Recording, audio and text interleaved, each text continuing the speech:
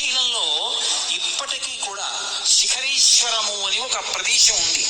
అక్కడ కొండ పైకి ఎక్కుతారు, మెట్ల దారి ఉంటుంది. ఆ పైకి ఎక్కి అక్కడ చరనంది ఉంటుంది, నంది తిప్పుతారు.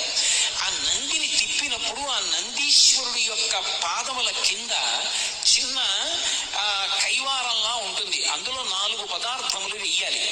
నువ్వులు, బెల్లం, బియ్యం, పత్తి గింజలు, ఈ 4 వెయ్యాలి. 4 పదార్థములు వేసి నందిని గుండ్రంగా తిప్పాలి. తిప్పితే 4 నలుగుతాయి. ఈ 4 నలిగిన తరువాత శ్రీశైల శిఖరం వేపది నందిని ఉంచుతారు. ఉంచి ఇందాక నేను చెప్పినట్టుగా చేతివేళ్లుంచి ఆయన పృష్ఠభాగాన్ని పట్టుకుని శ్రీశైల శిఖరం వంక చూస్తారు.